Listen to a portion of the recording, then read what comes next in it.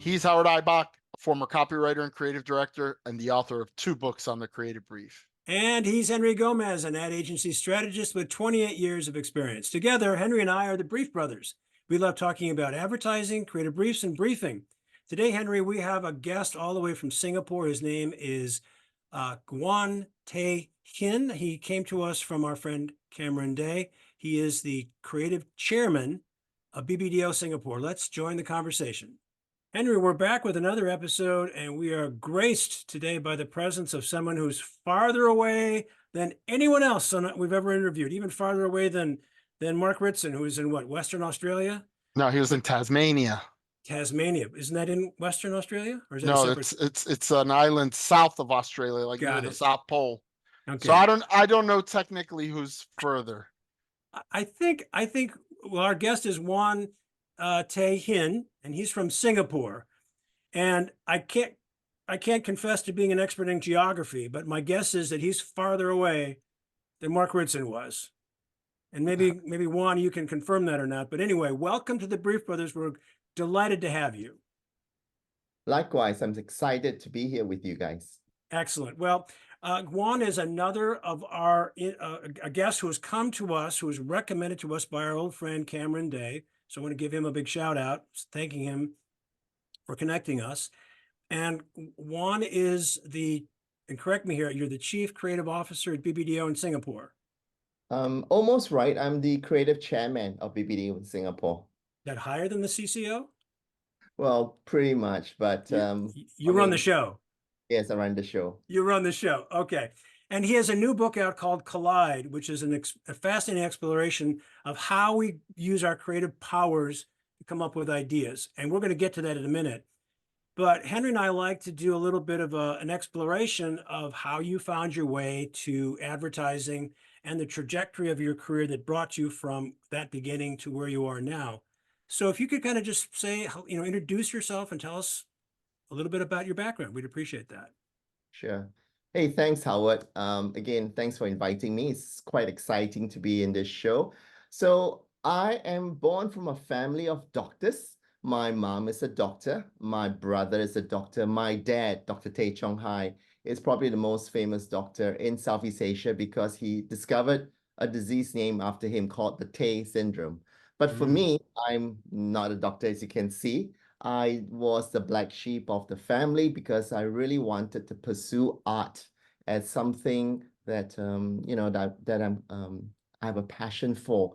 So actually, when I was in school, right? I mean, I got called up from teachers, people. The teachers were really, really mad with me because I started to doodle in the textbooks.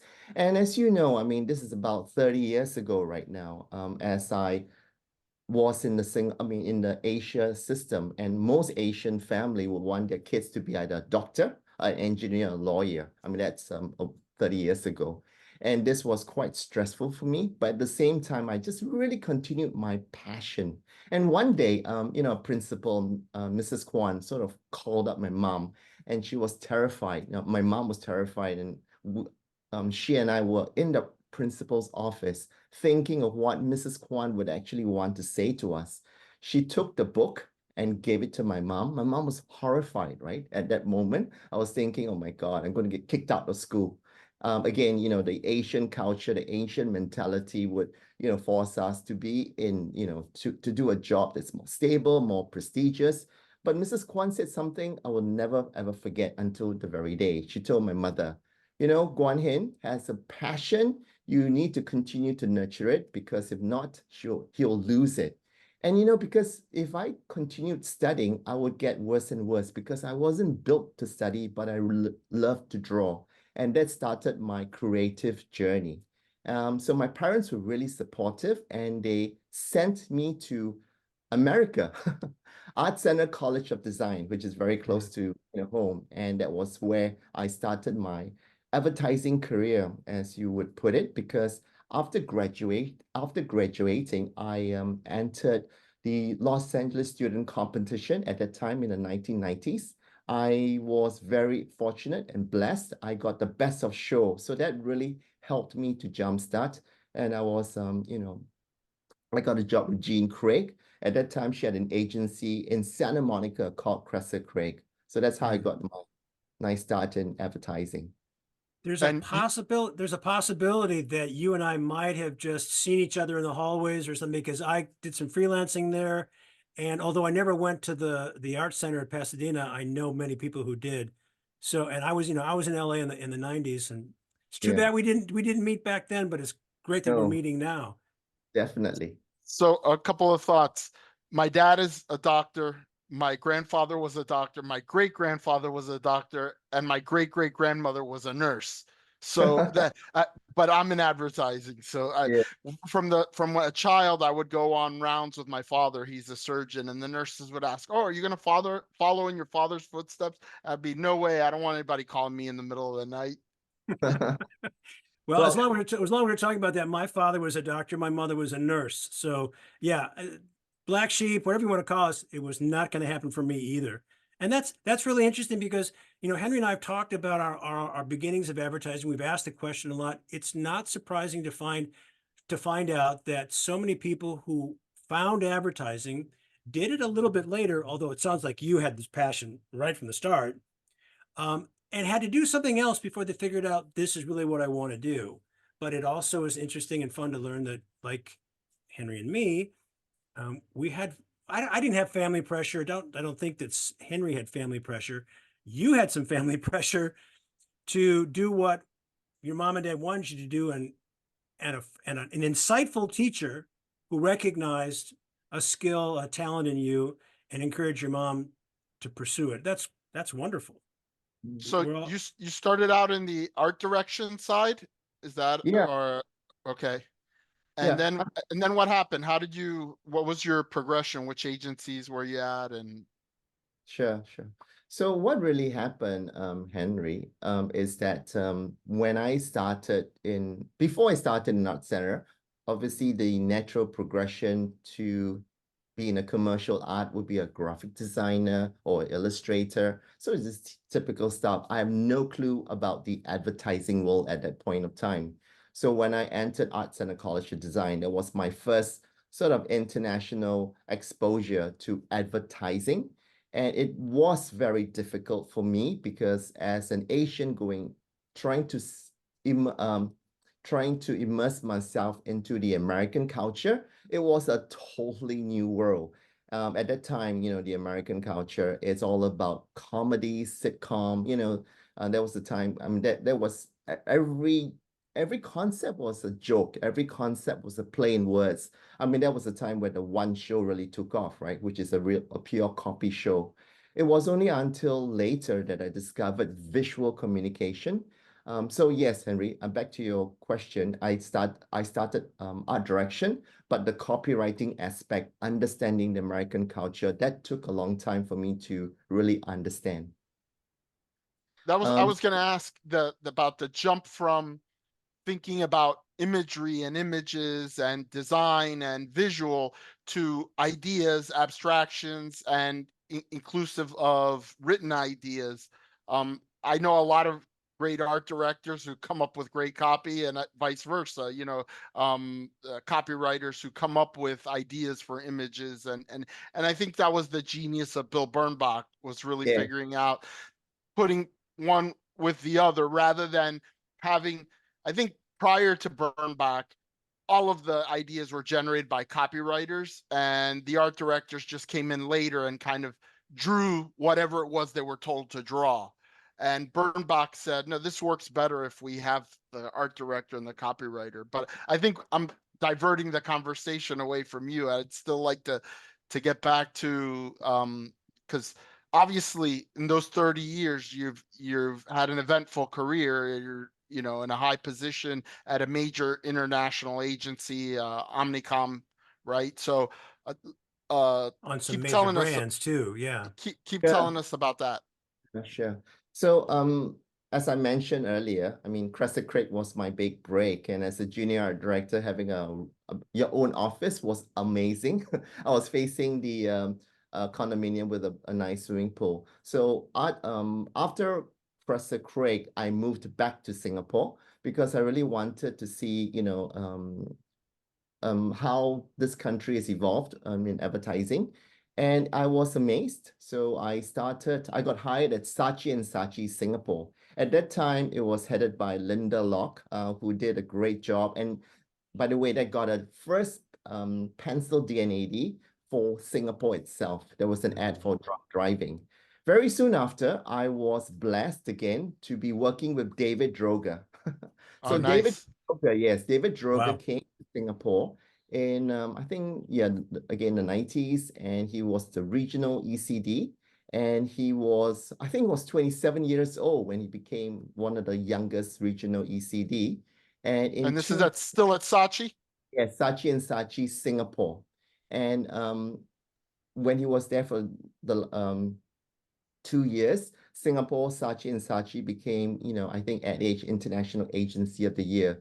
Not only did we win tons of awards, I think I was sort of surrounded by really fantastic creative directors, likes like Andy Clark. I had, a lot of mentors, to be honest. And that was incredibly stressful, but at the same time, it was hugely rewarding because when you see when you see everyone's winning awards like one shows and cons, you sort of are compelled to sort of follow their footsteps, and that really helped.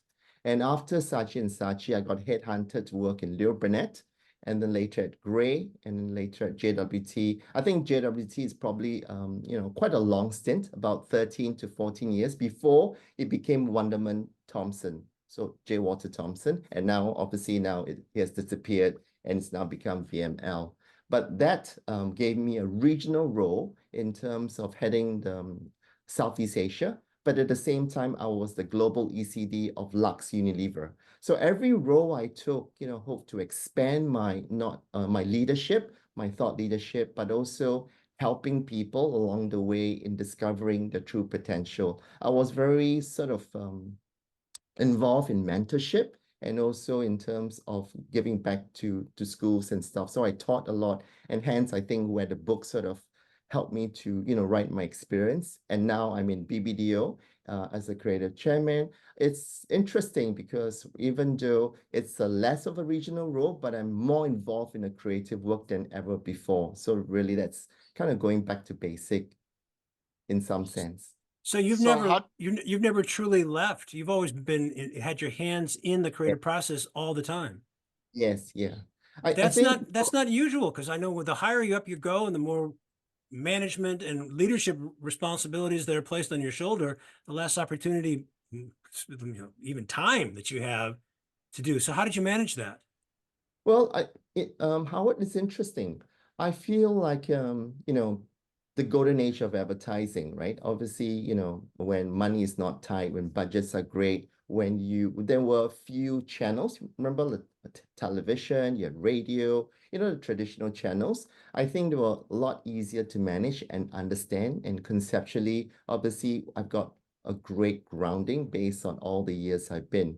I think today, right, if you do not understand, okay, if you're not a content creator, if you're not in the ground doing stuff, social media is all about hands-on. So I feel that if I don't do it myself, I mean, and with AI tools today, right, you practically can do anything from writing it to, doing your own manifesto video to, I'm saying the tools have just grown so much that you need to sort of be familiar with what's happening, and you got to do it yourself before you actually tell people what to do.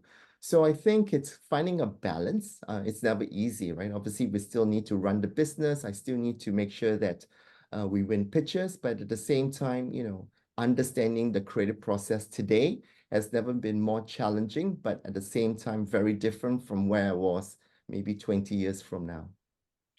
It's to me, it's counterintuitive. You've worked for I think all of the shops that I saw on your list as I was reading through your book are major legacy agencies. The blue blood Yes. of agencies, and they don't necessarily to a lot of folks speak of the places you go to for innovation and new ideas, which is what like someone like Dave Drogo, who had started his own shop and other, boutiques, pulled away from the legacy shops to do that kind of innovative work. And yet you seem to have broken a lot of innovative ground and creativity. Is it just my bias, as an American who hears about these legacy shops, or is there something unique about these offices for these legacy agencies in Southeast Asia? No, I mean, you're absolutely right. I mean, if you think about what's happening today, right? A lot of legacy agencies are not finding their foot in transforming fast enough. But at the same time, I mean, those legacy agencies that are familiar many, many years ago were doing incredibly well. I think it's the wealth of knowledge that I've accumulated. But at the same time, I think for all of us to evolve and to understand the landscape today. For example, about 5 or 4 years ago, I was focusing on mobile content, and I created a course called vertical storytelling. I mean, Facebook was pretty, pushing a lot of mobile storytelling, and that itself was taking some of the old principles, but putting into some new channels in terms of how it's manifested. So I feel that, for me, having the best of both worlds allows me to able to, channel myself in different forms. And I guess if we don't evolve, we'll then, extinct pretty soon. You Before have spoke. Go ahead, Henry. before we get into the book, I wanted to ask you, since Howard mentioned that you came to us through Cameron Day, where and when, and how, or what's the connection with Cameron? So I met Cameron in Crescent Craig. Yeah. He was Oh, wow. probably, yeah, he was the funniest guy. I think yeah, we got along so well. And he and I did the first ad, I think, for Clothes Time, which is something that we won as an account in Crescent Craig. Yeah, we created a print ad. It was there was low budget, so we used clip art to make it really, really funny. And I think it was in black and white. And yeah, Cameron Day is really smart. And And I think when did you realize that his dad was like advertising royalty? actually, quite, I mean, it didn't take long to realize Yeah, that. It Well, didn't yeah, take to long. me. that's one of the charming parts about Cameron is that he doesn't play it up. He's his own man. He's learned a lot from his dad, and he's very humble about that, and he's very open about what he's learned, which I think is the core of his books. So that's interesting to learn And he's about our friend.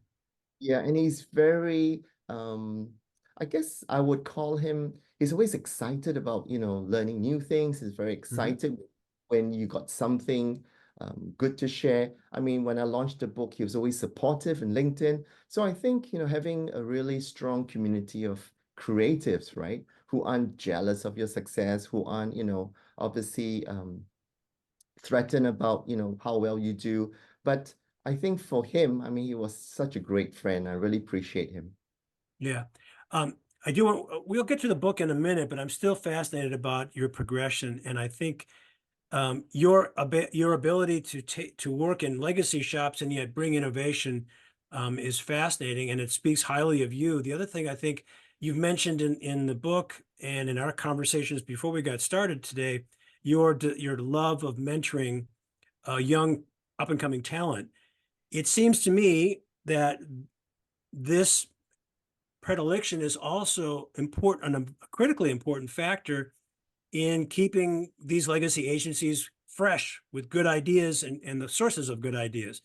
You want to talk about that for a minute? Yeah, sure.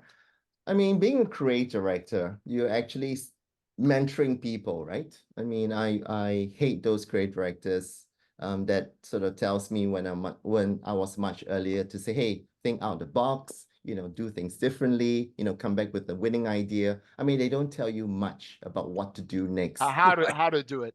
Yeah. And you're kind of lost, and you're coming back again and again and again. And obviously, with such comments, you're never ever going to get right because you're trying to think like what he's thinking. And unfortunately, that's the wrong way of giving feedback. So what I've done is to try and give feedback from a very logical perspective. I mean, as Asians, I think we try to find some connection. And then I'll give feedback on how I feel because creativity is quite subjective. And I think it's important to state about whether it's like, this is a great piece of work. I mean, mostly, work that's funny is much better. It sort of engages the consumer. So when I give feedback, when I started giving feedback in a much more, thorough way, I started to realize that actually teaching. So when I got feedback from some of my, younger art directors or copywriters, they thanked me over, a cup of coffee to say that, hey, listen, I've learned a lot from you. And that's where I thought, maybe this is something that I could give back, in terms of giving proper feedback. So I've in Singapore, there's a lot of mentorship programs, a lot of schools, and I've been asked to go back into the schools to sort of teach. And we've also got a student competition. And don't forget, I was a product of a student competition in Los Angeles, right? So I feel that there's something that I need to give back since it's given me so much. Well said. Really well said, because, what you're saying, at least as I'm hearing it, is a classic lesson that all writers must learn, which is to show, not tell. So you don't tell another creative, do it this way. You show them how. You give them tangible examples. You do demonstrations. You go back and forth. So it sounds like that's an aspect of what you're doing as a creative director, and that reflects on the book too. Which I'm chomping at the bit to get on the book, but I want to make sure Henry has asked his Yeah, questions. I just wanted to add, I think the giving feedback, and we've talked about it a lot on the podcast. To me, I lament the fact that in this industry, right, you come out of college or art school, you come out as an art director or a copywriter, and initially all you're worried about is your craft, right? Like if you're an art direction, you're learning your style, creating your style, you're learning things, you're improving your skill as an art director. Same with a copywriter. And then you become a senior, right? And you're still doing that. And then at some point, somebody confers upon you a title of associate creative director, and that's a completely different role. Once you're directing people, you're managing timelines, budgets, personalities, and you're also supposed to be doing what you said, mentoring and teaching. But nobody ever taught you how to do that. It wasn't part of the training in art school. It wasn't part of your literature program that you took at college when you know. So to me, it's fascinating that the best creative directors basically taught themselves or observed from good creative directors how to be a good creative director. But being an outstanding creative does not automatically qualify you to be a creative director. They're two different jobs. Yeah.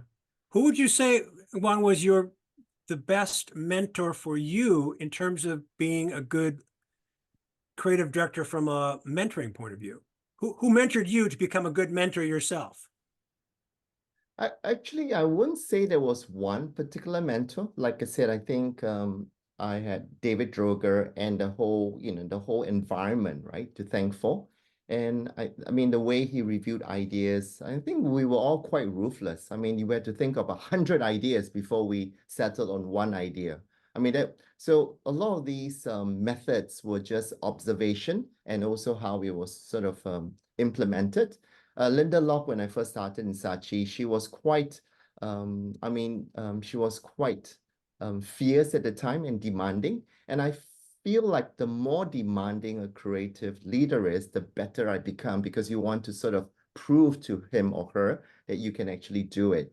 Then along the way, I had Craig Davis, who hired me in JWT. And then in BBDO, I think we had, now we formed, there is a creative council group for Asia, the likes of, David Garella, Josie Paul. I mean, they're all very, very good names. So for me, mentorship isn't just someone taking me under my wing. I think it's for myself to pick up different skills and different things that the person might be doing or sharing and really applying it later. because without the application, without the attitude or the mindset to change, I think you'll never be able to change. And I'm sure, we've worked with a lot of creative directors that sort of state that same personality throughout and hasn't evolved over time.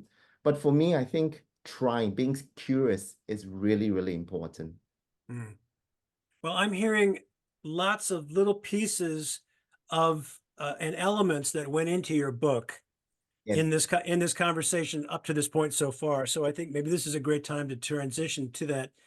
The book is called Collide, and is it out now or coming out soon? It's out now. It's out in Southeast Asia, definitely. Okay. And there's a link in Amazon that's coming out in March for the global community. Okay. So tell us about what's the premise of the book and why did you write it? What was the purpose of writing it? So over the years, right, when I'm presenting the ideas or we're thinking of ideas, especially from clients, they would come back to me saying, so Guan, what's the tension? It's really, really boring. I think that's what a client from Unilever. Or there are some, creative directors that talked about find the enemy, right? If you don't find the enemy, you won't have any, there is no contrast behind it. So after thinking and analyzing all the things that, well, I've been worked on in terms of campaigns and in projects, I realized that if there is no conflict in whatever we do, there is no sense of creative development. I think, like for example, Superman hasn't got a kryptonite. I mean, the story would be so perfect that would be absolutely boring. So I think creativity is all born out of conflict.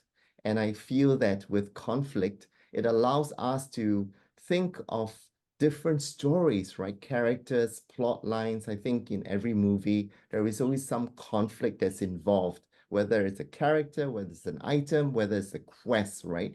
That a challenge is overcome.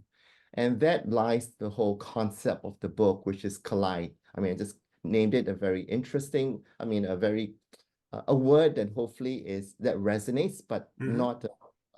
not a common word, right? Like you don't collide with ideas. I mean, you heard of technology colliding with ideas, or where worlds collide. So with this very simple, basic concept, I've written the book around it based on my experience. I've given it some framework, which maybe I can share later, and also some interviews that I've also spoken to some people that have used, creative conflict in terms of coming up with their own creative ideas too. And the interviews are not just creative, advertising people. I got a famous TikToker who has got 1 billion, views in around Asia. And I really wanted to really get into the minds of how people think or come out with conflicting ideas. And hopefully it will be an interesting read for everyone who buys the book. I'm diving into it. I confess I haven't finished reading it. And I'm one of the things that's attractive to me about it, in addition to the premise and the ideas, are the number of people you've interviewed who I've never heard of. And so I'm Mm. meeting new people. And that's, I think, fascinating. The one that made me smile was the woman who wrote your foreword Yes. when she talked about how when she was a little girl and she had a headache and her mother didn't react the way she had expected her to react by saying, here, take this, medicine. She said, your head is full of too many colliding ideas. Go sort them out. I thought, that that's just classic. And it made me think of something that I think is well, I'm going to ask you. I think it's similar, slightly different, but similar concept that I've grown up with, and I've talked about a great deal in my training when I do creative brief workshop. And that is, I hate the phrase, think outside the box, because I want you to be in a box. Creatives need to be within a tight framework that they must resist. And that's when the imagination flourishes. And there's a concept, it's called constraint, liberating constraint. So I'm wondering if you think that the idea of collision and colliding is similar to the idea of constraint, because I think they're similar. What do you think? I think they're similar too because it's a bit of a framework, right? When you play a game like a tennis, if you hit outside the box, you lose the game. So when you think in the box, you I had a mentor who said that all the time. He said, forget about outside the box. Our job is to get as close to the line as possible. yeah. I Yeah. will probably have the same mentor there. It was this was at a DDB agency here in Miami, Alma DDB. Um, There's Luis Miguel Messiano. He's a Mexican of Romanian Jewish extraction. Very interesting combination. But yeah, mm.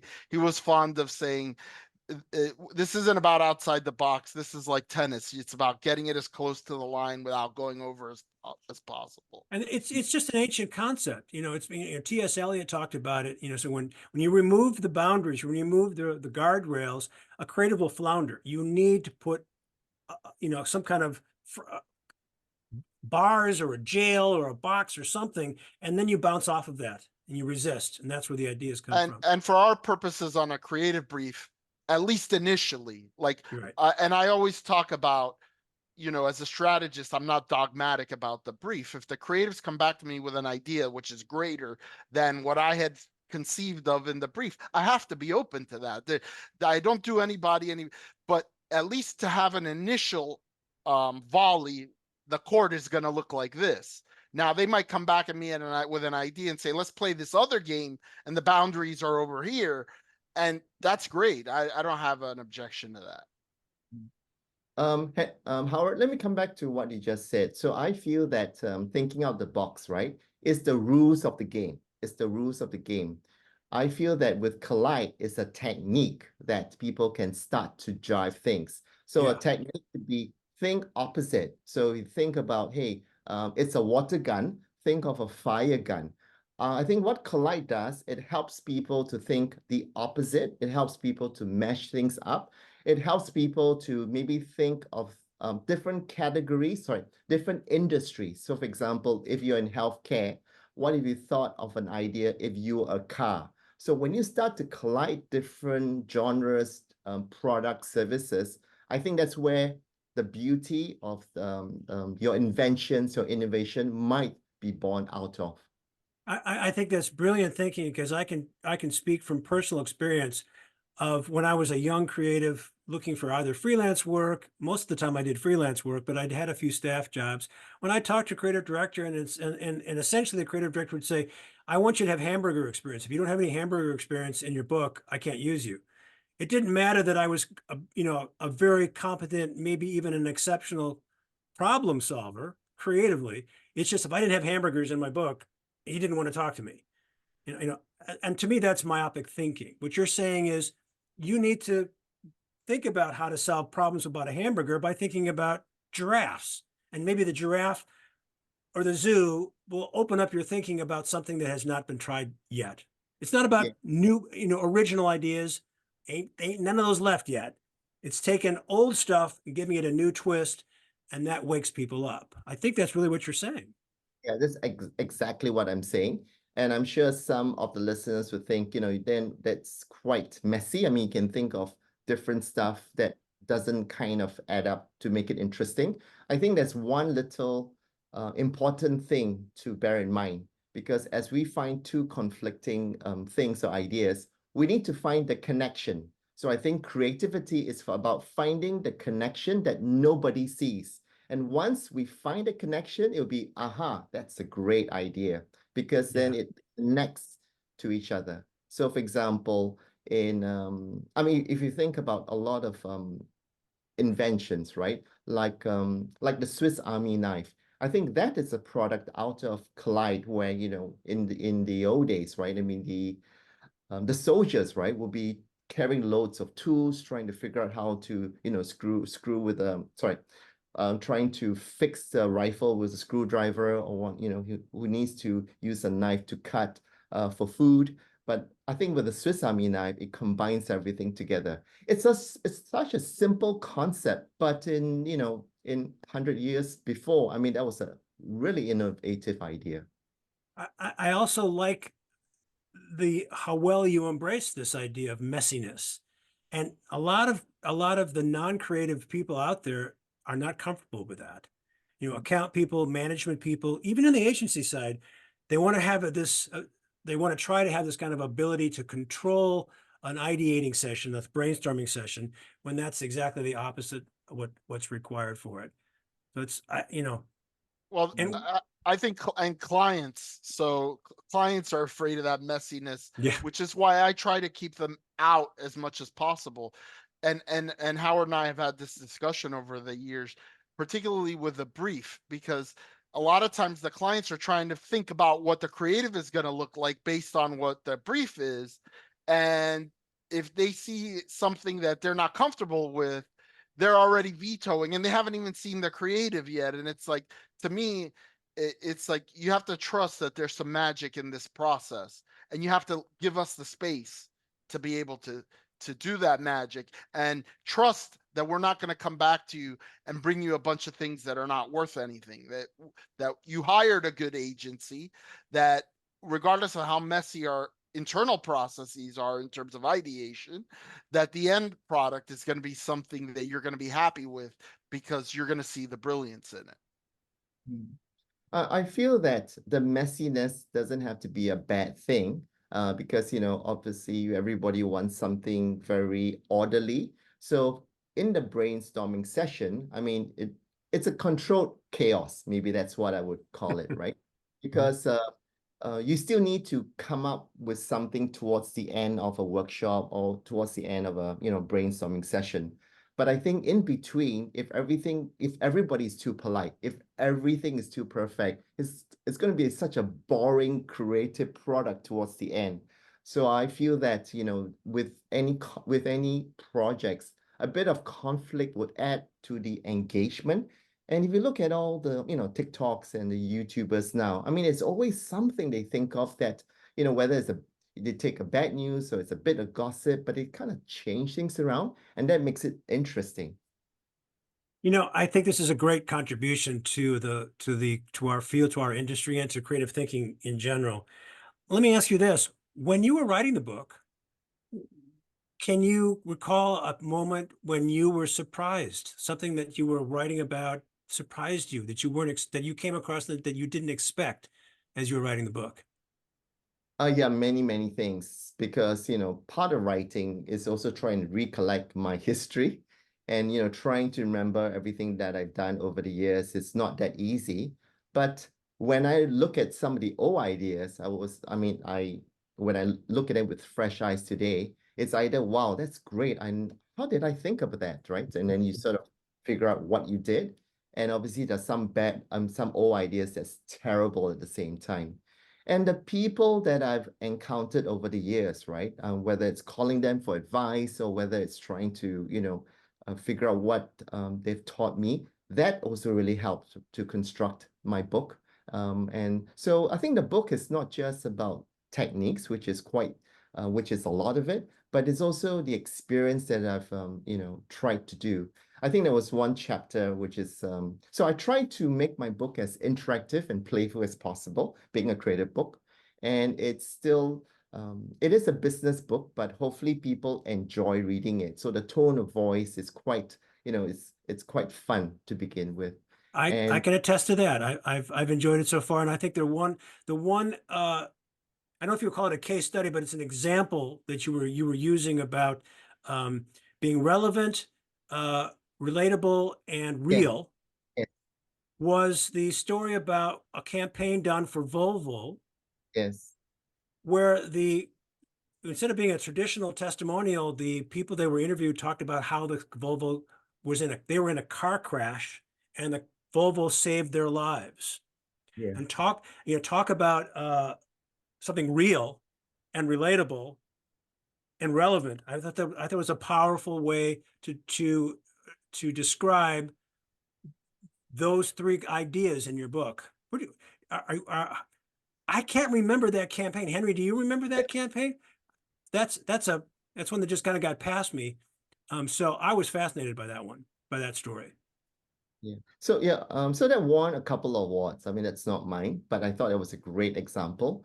And Howard, so you brought the 3 R's that I normally do in my workshops, which is, real, relevant, and relatable, real, and relevant. And I feel that if most of the work are very, very creative, but they're not relatable to me, and I feel that the work being relatable also is different for different markets, right? So what's relatable in the US is not relatable in Singapore and vice versa. So understanding the market, understanding your audience is key. So when we create the work, I mean, besides colliding, besides thinking of the box, I think we need to understand the audience journey. And once you understand the audience journey, you need to figure out what the culture is and the context. And that's all very key in coming up with better ideas. So I think collide or, conflict is a technique, but it's not the only technique. I'm sure there are tons of technique, but I'm focusing on this technique because, like you said, guys, I mean, in the world of being stable, being safe, I wanted a book that, make waves and create conversation. And that's exactly why I'm, speaking to you guys, because it really helps to generate lots of buzz, but at the same time helps me to get across a point of view that hopefully will be relatable in whatever you do. So I know that you have a lot of examples in your book of how this conflict in creativity manifests itself. Is there one you'd like to share with us as as like a exemplary example, pardon the redundancy, um, uh, to kind of what the kind of stuff that we'll find in the book? Yeah, sure. Oh, listen, when I wrote the book, right, things have changed. It was quite funny. My book was supposed to be out last year, before generative AI. When generative AI now has taken over the world, as you know, I had to stop my book and then to write a chapter in it. And in my book, I interviewed ChatGPT to get, to get ChatGPT's perception on collide and conflict. And I obviously got really funny answers. But I think the examples in the book that I have is not as current as some of the things that I'm actually working on. So maybe I'll share with you a current example, which is not found in the book, but hopefully it would be interesting for your viewers there. So currently in BBDO, we are working with a client called Ministry of Health Holdings. Ministry of Health Holdings is a big Singapore organization that helps to recruit healthcare workers. So like nurses, like speech therapists, and all these things. And as you know, healthcare workers is really, they're trying to target the Gen Zs, which is a much younger crowd. And it's for Gen Zs, as you know, today, it's all about gaming, it's about social media. So how do you target the Gen Zs to consider healthcare as a profession? So that was the challenge that was tasked to BBDO. I mean, this is no brain surgery. So Gen Zs are all into gaming. And one of the biggest games is Fortnite, right? As we all know. And Fortnite is all a gameplay about killing. So you need to, partner with players to capture or to shoot something to win. So what we did is that we worked with a agency specialized in gaming to work with Fortnite and to create an in-game. And then in-game, we call it the power of care, the power of care. And the simple idea is that we change the game of killing into the game of healing. So the more you heal, the more you win. So we created 3 challenges where 2 players had to heal each other through the chug splash in order to win the game. And that was the simple concept. They got lots of, Gen Z's talking about. We also got streamers, influencers to talk about it on their TikTok channels. And I think that changed the perception of healthcare recruitment. And for me, that is colliding gaming with the world of healthcare industry. A nice mashup, definitely. And also the idea about finding the opposite, the water gun and the fire gun, right? Like, so instead of shooting people, I'm gonna go and heal the people that got shot. Yes, correct. All right. So, yeah. I want to, Henry and I love to talk about the creative brief, and we've kind of alluded to it here and there in this conversation, but I want to come and ask you a direct question about that. What is your attitude or perspective of the creative brief um, throughout the trajectory of your career, but where you are now and the role it plays in fostering really good work? Howard, can you just simplify the question? Are you saying what makes a good creative brief? Well, I think No, we know it, it, what's your attitude, what's your perspective on what makes a good creative brief? Because you want to follow your goal. Clearly, the gems that you've been sharing with us today speak volumes about how you want to do great work. Yeah. The creative brief is the starting point. It's the first step.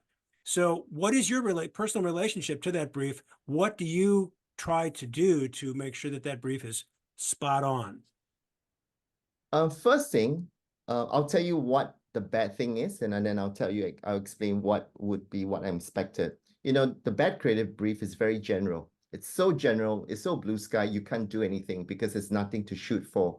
I feel that a good creative brief needs to be focused. The key objectives needs to be very clear. And second of all, it needs to have the target market really hone in terms of who we're talking to. Because most creative brief is, everyone under the sun from 40s to 60s is very, very tough to target. You know what I'm saying? Because everyone has different relatable things that finding the context is very key. Next, it's about identifying some areas of insight. I think as you know, the human insight or collecting data and turn into rich insights that we can work with, right? It could be a little cultural nuances that we blow it out. So those things are key.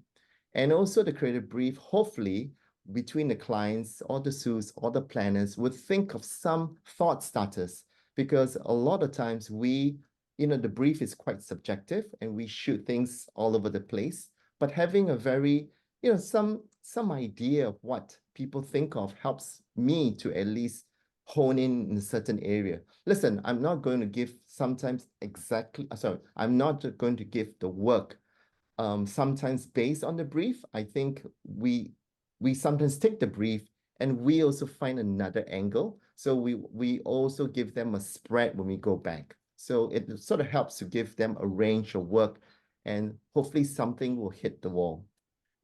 you mentioned thought starters, and that's something that I generally try to include when I brief. I'm a strategist. That's what I've been doing for the last 25 or so years. And uh to me, I think thought starters are good because they're just a place to start thinking, as the name goes. But I also use them to pressure test my creative brief, right? Like, Sure. did what I write, could this generate an idea? So the thought starter is what I call the dumb planner idea or the dumb strategist idea, but it's a proof of concept that this brief could lead to some idea.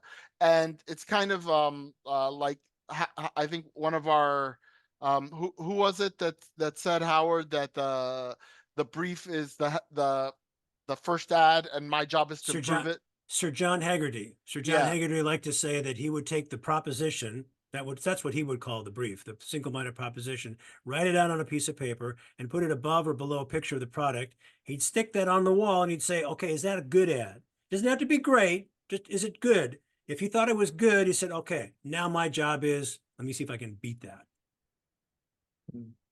The other thing too, the brief needs to have clear platforms in terms of what you want the ads to, what you want the communication to do.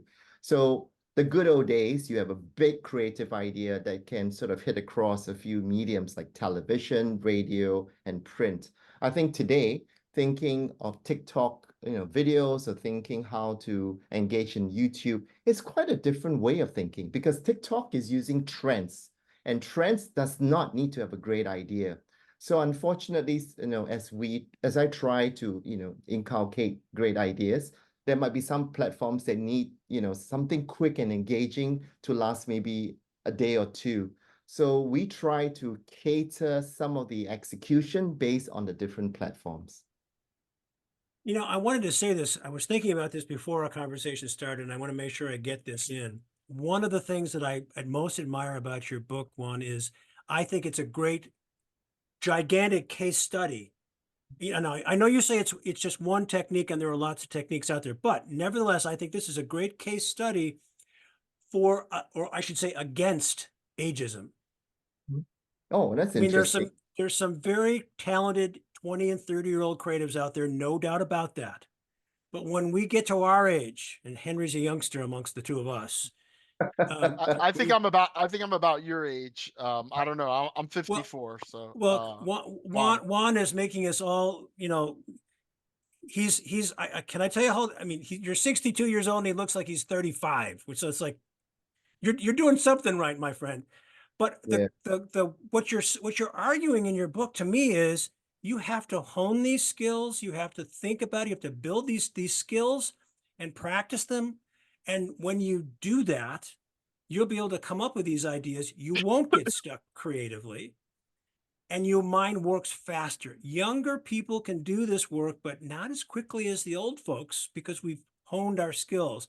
That's the thing that struck me about your book. This is a case study for, or I should say, against ageism. Because in our industry, and I can't speak for what happens out in your part of the world, but you know, in the Western world, you get to be 40, 45, definitely 50. Bye-bye, you're too old.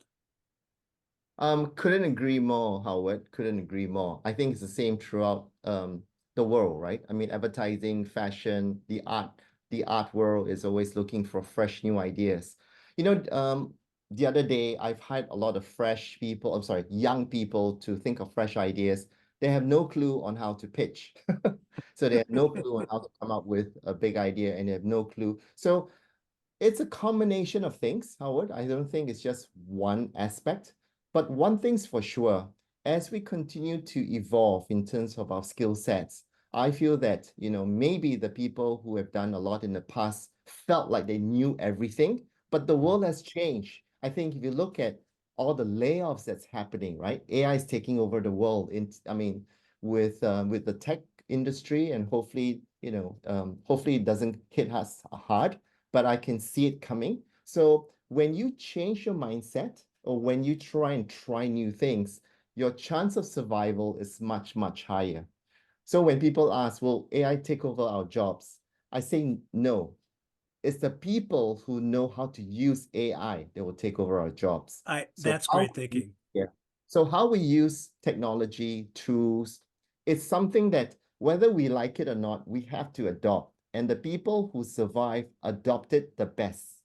Well said. That's really well said. Another guest who's we're working on getting her on the show and who came from our friend Cameron Day is a young woman named Sherry Horowitz. And she is Oh an yeah. art director who is embraced and has become a popular and in-demand speaker and art director on AI. So Henry and I are going to be fascinated to hear what she has to say about that very topic. So Wow. uh, Guante Hin, we are so grateful that you could join us. You are the creative chairman of BBDO in Singapore. Thank you so much for joining Henry and me on the Brief Brothers. We've really enjoyed it. Yeah, it was fantastic. I had a great conversation. And I think you guys are doing a fantastic job. Keep at it. Thank Thank you. you. We appreciate that. And we look forward to promoting your book and seeing it come out over here. You know, you were gracious enough to send us a copy, so we've had a chance to get sneak peek. It's a great read. It really is. So thank you, Juan. Thanks. Good stuff, Henry. Good stuff, Howard. He's Henry Gomez. And he's Howard Eibach. And together, we're the Brief Brothers. Till next time. Bye-bye. Bye.